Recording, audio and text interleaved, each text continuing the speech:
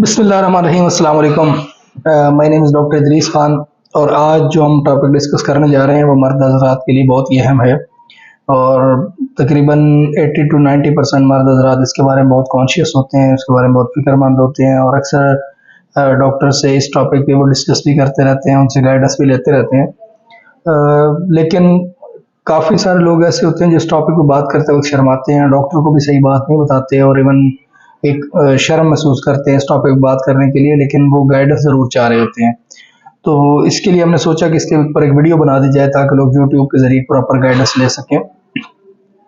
इसमें होता ये है, जिसको हम आम तौर पर मर्दाना कमज़ोरी कहते हैं, इसको मेडिकल साइंस में इरेक्टाइल डिस्फंक्शन कहा जाता है। इसमें मर्द के लिए मसला क्या होता है कि मर्द या तो इरेक्शन या उसके जिनसी जो अज़ा है उसमें तनासुल में तनाव नहीं आता, या अगर आता है तो वो बरकरार नहीं रख सकता। और दूसरा इशू ये होता है कि उसकी जो तबीयत है उसमें सेक्सुअल जो अट्रैक्शन है वो कम हो जाती है या बिल्कुल ही ख़त्म हो जाती है। इसको लॉस ऑफ लिबिडो भी कहते हैं साइंस में, या सेक्सुअल डिज़ायर का कम हो जाना भी कहते हैं। तो ये मसला जो है ये पहले तो उमूमन लोगों को उम्र बढ़ती उम्र के साथ साथ होता था कि जैसे 50, 60, 70 साल की उम्र में जाते थे लोग, तो ऐसा ऐसा जहाँ बाकी जिस्म कमज़ोर हो रहा होता था, पट्टे कमज़ोर हो रहे होते थे, बाल गिर रहे होते थे, दांत गिर रहे होते थे, हड्डियाँ कमज़ोर हो रही होती थी, जॉइंट कमज़ोर हो रहे होते थे, तो उसी तरह साथ साथ ये मर्दाना ताकत भी जो है वो कम हो रही होती थी और ऐसा ऐसा वो ख़त्म होती थी। लेकिन अब मसला क्या है कि अब दौरान प्यूबर्टी में मतलब यंग एज में भी इस तरह के मसाइल बढ़ना शुरू हो गए हैं। उसमें क्या वजूहात हैं, क्या क्यों ये होता है, आज हम इन तमाम सवालों पर बात करेंगे। हम ये भी बात करेंगे कि इरेक्टाइल डिस्फंक्शन क्या है, ये क्यों होता है और क्या वाकई ही इसका इलाज मुमकिन है और इसका इलाज क्यों करवाना चाहिए, इसका इलाज कितना ज़रूरी है करवाने के लिए। क्या है कि मर्द अगर वाकई खा पी ठीक रहा है तो ये नहीं भी है तो क्या वो इससे ठीक है, या इसके लिए ये कोई ख़तरे की बात है कि उसका अगर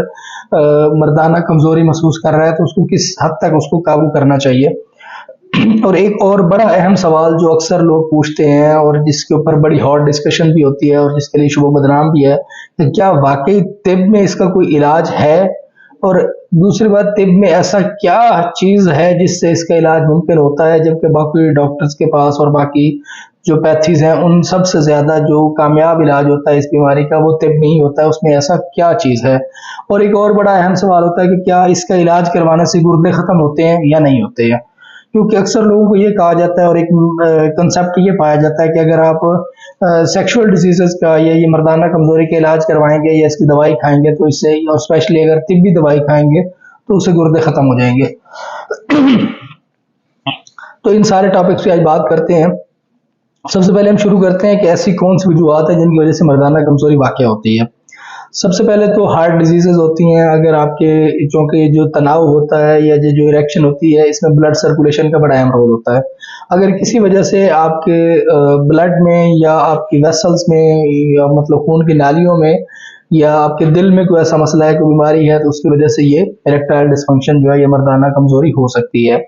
इसके अलावा कोलेस्ट्रॉल लेवल अगर आपकी बॉडी में बढ़ता है तो उससे भी ये कमज़ोरी हो सकती है। आपको ब्लड प्रेशर का इशू है और आप ब्लड प्रेशर की दवाइयाँ खा रहे हैं तो उसकी वजह से भी आप मर्दाना कमज़ोरी का शिकार हो सकते हैं।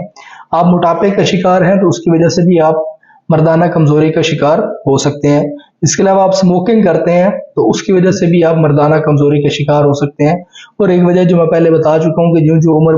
गुजरती है तो बुढ़ापा जो होता है उसकी वजह से भी आप इस मसले का शिकार हो सकते हैं। ये तो फिजियोलॉजिकल डिसऑर्डर थे। इसके साथ साथ आजकल जो यंग लोगों में ज़्यादा मसला आ रहा है, क्योंकि यंग लोगों का ना तो कोलेस्ट्रॉल बढ़ा हुआ होता है, ना उनको कोई हार्ट डिजीज़ होती है, ना ब्लड प्रेशर का इशू होता है, ना शुगर का, ना मोटापे का, किसी किस्म का इशू नहीं होता।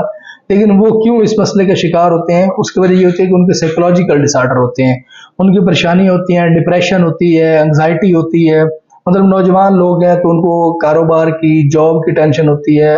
रिश्ता ना होने की टेंशन होती है, घर में और मुख्तलिफ मसाइल होते हैं, जिम्मेदारियाँ होती हैं। या जो मर्द हजरात जो शादीशुदा हैं उनको ये होता है कि उनके चूँकि बेरोज़गारी और महंगाई की वजह से उनके खर्चे नहीं पूरे हो रहे होते, उनके घरेलू मसाइल होते हैं। उनकी अगर बीवी और माँ में भी झगड़ा रहता है तो उसको लेके इतनी परेशानी लेते हैं जिससे वो मर्दाना कमज़ोरी का शिकार होने लग जाते हैं। उनको ज़हनी सुकून मुयस्सर नहीं होता, ज़हनी टेंशन में रहते हैं, परेशानियों में रहते हैं। इसके अलावा उनको कोई जॉब पे स्ट्रेस होता है, कोई ऐसा टास्क उनको मिला होता है जो पूरा नहीं हो पा रहा होता, یہ ان کو تھریٹ ہوتا ہے کہ آپ یہ ٹاسک پورا نہیں کریں گے تو آپ کی جاب ختم ہو جائے گی، یا آپ کو ٹرانسفر کر دیا جائے گا، یا آپ کو جاب سے نکال دیا جائے گا، یا مالک مکان نے ان کو کہا ہوا ہے کہ آپ مکان خالی کر دیں میرے پاس، یا ان کو پیسے نہیں دے پا رہے ہیں، یا کچھ کوئی بھی اس طرح کے مختلف قسم کی ٹینشن ہوتی ہے، یا گاڑی خراب ہے تو اس کو ورک شاپ لے کے جانا تھا، اس کے پیمنٹ نہیں بن رہی ہے، کسی بھی اور قسم کی بچوں کی فیسوں کی ٹینشن ہے، یا کوئی بھی ایسا فائنینشیل ایشو آ رہا ہے، سٹریس آ رہی ہے، تو اس کی وجہ سے بھی وہ اس مسئلے کا شکار ہو سکتے ہیں۔ اس کے علاوہ ان کا اگر ریلیشن شپ میں پرابلم ہے، میاں بیوی میں آپس میں نوک جھوک رہتی ہے، آپس میں ان کے معاملات ٹھیک نہیں ہو رہے، یا سسرال کی طرف سے انہیں کوئی ٹینشن ہے، یا میکے کی طرف سے کوئی ٹینشن ہے، یا بچوں کی وجہ سے کوئی بچہ بیمار رہتا ہے، یا کوئی بچہ جو ہے وہ بات نہیں مانتا، بچے کے ساتھ اس کی باپ کی کوئی لڑائی چل رہی ہے، یا بیوی کی وجہ سے کوئی پریشانی ہے، تو یہ جو ریلیشن شپ میں سٹریس ہوتی ہے اس کی وجہ سے بھی یہ مسئلے ہو سکتے ہیں۔ تو لہٰذا یہ ان کے اوپر اس کی جو کازز ہیں وہ میں نے آپ کو بتا دی ہیں، تو آپ پہلے تو ان کازز میں سے جس بھی پریشانی کا شکار ہیں اس کے آپ سد باب کریں۔ دوسری بات یہ ہے کہ جو آپ اگر غذا لے رہے ہیں، غذا میں آپ ٹائم پہ کھانا نہیں کھا رہے ہیں، آپ کا کھانا جو ہے وہ فل آف نیوٹرینٹس نہیں ہے، وہ انرجی اس میں کم ہے، آپ اس کے کھانے میں دودھ، گوشت، انڈا مطلب ایک متوازن خوراک نہیں لے پا رہے ہیں، تو اس کی وجہ سے بھی آپ اس کمزوری کا شکار ہو سکتے ہیں۔ اپنے خوراک بھی بہتر کریں، اپنے معاملات بہتر کریں اس کے ساتھ۔ اس کے بعد یہ ہے کہ کیا واقعی اس کا علاج ممکن ہے؟ جی ہاں بالکل، اگر بینگ ایز اے مسلم ہمارا یہ ایمان ہے، عقیدہ ہے کہ اللہ تعالیٰ نے ایسی کوئی مرض ہی نہیں اتاری کہ جس کا کوئی علاج نہ بنایا ہو، تو ہر چیز کا علاج ممکن ہے۔ ٹھیک ہے، آپ اس تک پہنچے ہیں نہیں پہنچے ہیں، آپ کا ڈاکٹر آپ کی صحیح ٹریٹمنٹ کر پایا نہیں کر پایا، یا صحیح ڈائگنوز کر پایا یا نہیں پایا، یہ تو ایک الگ سوال ہے، لیکن یہ ایسا نہیں ہو سکتا کہ کوئی ایسی بیماری ہو اور جس کا علاج نہ ہو۔ اسپیشلی یہ جو اریکٹائل ڈسفنکشن ہے، اس کا علاج طب میں صدیوں سے، آج سے نہیں صدیوں سے، بادشاہوں کے، یہ مغل بادشاہوں کے دور سے بھی اور اس سے بھی پہلے سے ان بیماریوں کا علاج جو ہے وہ کامیابی سے کیا جاتا ہے، اور اسی وجہ سے ہی یہ طب کو مانا جاتا ہے کہ طب جو ہے وہ سیکشول ڈیزیز میں بہت زیادہ کامیاب ہے۔ تو اس کا علاج کروانا کیوں ضروری ہے؟ یہ بڑی اہم بات ہے کہ کیا اس کا علاج کیوں کروانا چاہیے؟ اس کا علاج اس لیے کروانا چاہیے کیونکہ جب مرد میں یہ مسئلہ آتا ہے تو اس کی اپنی بیوی کے ساتھ جو انٹریکشن ہے وہ بہت ڈسٹرب ہو جاتا ہے،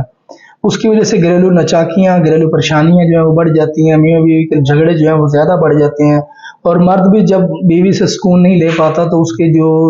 نفسیاتی مسائل ہیں وہ بڑھنے لگ جاتے ہیں، وہ ہر وقت غصہ کرتا ہے، چڑچڑا پن اس میں آ جاتا ہے، اس کے علاوہ وہ شک کرتا ہے بیوی کے ساتھ، اور اس شک کی وجہ سے وہ مار پیٹ بھی کرتا ہے، بچوں کے ساتھ بھی لڑتا ہے، گھر میں کم آتا ہے، باہر دوستوں میں زیادہ ٹائم گزارتا ہے، اور اس طرح کے مسائل ایسے ہوتے ہیں جس کی وجہ سے جو ہے ایون طلاق تک نوبت آ جاتی ہے، اور دو خاندان آپس میں جھگڑنے لگ جاتے ہیں، اور الٹیمیٹلی وہ طلاق ہو جاتی ہے، اور اس کے بعد وہ بچے جو ہوتے ہیں اور فیملیاں جو ہوتی ہیں وہ کافی ڈسٹرب ہو جاتی ہیں۔ تو کوشش یہ کریں کہ آپ اگر اس مسئلے کا شکار ہیں تو آپ اپنے ڈاکٹر سے رابطہ کریں اور اس کا پراپر ٹریٹمنٹ کروائیں۔ اب بات کرتے ہیں کہ کیا طب میں اس کا ٹریٹمنٹ ہے یا نہیں ہے۔ مختلف لوگ سوشل میڈیا پہ، چونکہ جب سے یہ سوشل میڈیا آیا ہے تو اس میں ہوا یہ ہے کہ چونکہ کالی بیڑیں تو ہر شعبے موجود ہوتی ہیں، تو جہاں لوگوں کو لگتا ہے کہ اس شعبے میں پیسہ ہے تو اس میں کیا کرتے ہیں کہ کویک جو ہے اس میں عطائی لوگ جو ہیں وہ گھس جاتے ہیں، نان ٹیکنیکل اور نان پروفیشنل لوگ اس میں گھس جاتے ہیں۔ تو جب بھی آپ کسی ایسے بندے کو دیکھیں تو آپ پہلے اس کی کوالیفیکیشن بات کریں کہ آپ کتنے کوالیفائڈ ہیں، آپ کا کتنا ایکسپیرینس ہے، آپ پہلے کس قسم کے پیشنٹ دیکھتے ہیں، آپ نے کتنی جو ہے پہلے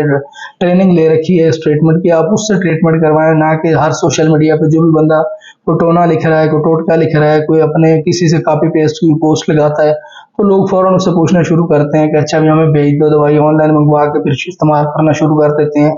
تو وہ جو ایسے کیسز ہوتے ہیں اس میں پھر لوگ متنفر ہو جاتے ہیں کہ یہ طب میں ہے نہیں، صرف باتیں کرتے ہیں، یہ ہے وہ ہے۔ تو اب اور دوسری بات یہ کہ جب بھی کوئی ڈاکٹر آپ کو یہ کہے گا، یا کوئی بھی طبیب یا حکیم آپ کو یہ کہتا ہے کہ میری یہ پروڈکٹ آپ لیں اور اس سے آپ مکمل ٹھیک ہو جائیں گے، تو ایسا پاسبل نہیں ہے۔ جب تک ایک مرض کی تشخیص پراپر نہیں ہوتی، ڈاکٹر پراپر ہسٹری نہیں لیتا، چیک اپ نہیں کرتا،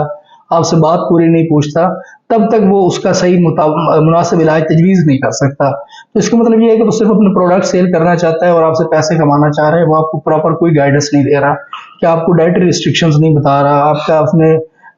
ٹمپریچر چیک نہیں کیا، آپ کو اس نے بلڈ پریشر چیک نہیں کیا، آپ کا ویٹ نہیں دیکھا، آپ کی اس نے ڈائجسٹو ہسٹری نہیں لی، آپ سے کچھ بھی اس نے نہیں پوچھا، اور اس نے صرف یہ کہا ہے کہ یہ پروڈکٹ لیں اور کھانا شروع کر دیں، آپ ٹھیک ہو جائیں گے۔ تو اس کا مطلب یہی ہے کہ وہ ایک قابل طبیب نہیں ہے اور آپ اس سے بچیں۔ ایسی کویکری سے آپ کا بچنا خود ضروری ہے، ادروائز کالی بیڑیں تو ہر شعبے میں ہوتی ہیں۔ تو ایسا نہیں ہے کہ طب میں علاج نہیں ہے، لیکن قابل طبیب ڈھونڈنا مشکل ہے۔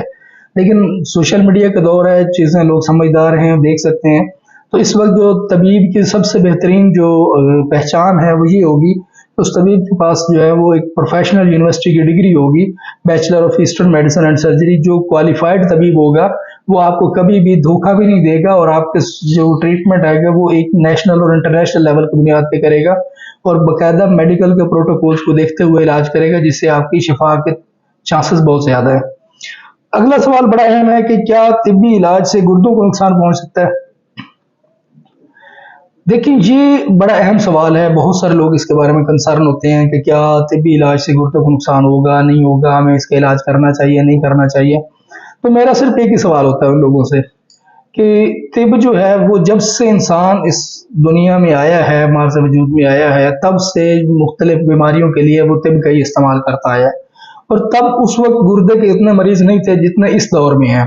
کیونکہ اس دور میں ہم وہ نیچرل طریقہ علاج چھوڑ کر ہم ایلوپیتھک اور سنتھیٹک طریقے علاج پہ شفٹ ہوئے ہیں۔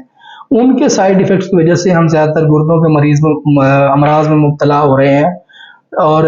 مرض تو کبھی بھی کسی کو بھی کوئی بھی ہو سکتا ہے، لیکن اگر آپ قابل طبیب سے اور تجربہ کار طبیب سے اپنا علاج کرواتے ہیں تو کوئی بعید بھی نہیں ہے کہ وہ آپ کو کسی بھی ایسے سائیڈ افیکٹ والا علاج تجویز کرے کہ جس سے آپ سیکشولی تو ٹھیک ہوں لیکن آپ کے گردے جو ہیں وہ خراب ہو جائیں۔ کوئی بھی قابل طبیب یہ حرکت نہیں کر سکتا، اور نہ ہی وہ ان چیزوں کا مکمل خیال رکھتا ہے۔ لہٰذا اگر آپ کسی نالائق طبیب اور کسی نیم حکیم کے ہتھے چڑھے ہیں تو اس کا پھر شعبے کا قصور نہیں ہوتا، اس میں پھر آپ کا اپنا قصور ہوتا ہے۔ آپ ٹریٹمنٹ کروائیں اور ایک قابل اور اچھے تجربہ کار طبیب سے کروائیں تو کبھی بھی گردے خراب نہیں ہوں گے، بلکہ آپ اپنی ایک صحت مند اور خوش و خرم زندگی گزاریں گے۔ میرے خیال میں جتنے ہمارے پاس سوال آئے تھے میں نے سب کا جواب دے دیا ہے۔ مزید اگر آپ اس کے علاوہ بھی کچھ جاننا چاہتے ہیں تو ہمیں کمنٹ میں لکھ کے ضرور بتائیے گا، ہم اس کا آنسر کر دیں گے۔ شکریہ۔